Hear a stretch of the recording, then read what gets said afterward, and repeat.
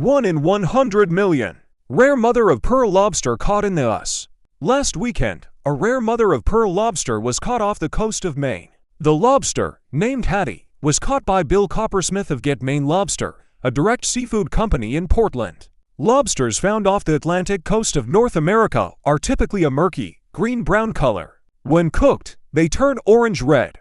But some American lobsters come in unusual colors. Fishermen have caught bright blue, yellow, bright red, orange, white, and even clear lobsters. Some lobsters even come into colors one on each side of the body. About 1 in every 2 million lobsters is blue, while the chance of finding a yellow one is 1 in 30 million. White and pearlescent lobsters are the rarest, with a chance of finding one approximately 1 in 100 million.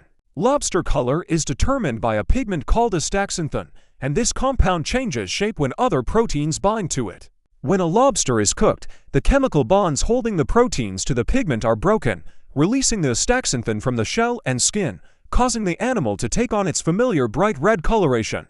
Hattie's pearlescent coloration may be due to unusually low levels of astaxanthin in the lobster due to its diet, which is low in this pigment. This could have occurred if the lobster fed primarily on fish and not on the typical diet of astaxanthin-rich crabs and shrimp. Another theory suggests that this coloration may be the result of a genetic mutation that alters the proteins that bind to the pigment, altering the visible color. Because Hattie's unusual coloring makes him particularly vulnerable to predators, it was decided not to release him back into the ocean. Instead, Get Maine Lobster CEO Mark Morrill donated him to the Seacoast Science Center, where he will be able to interact with other lobsters and remain safe for the rest of his life.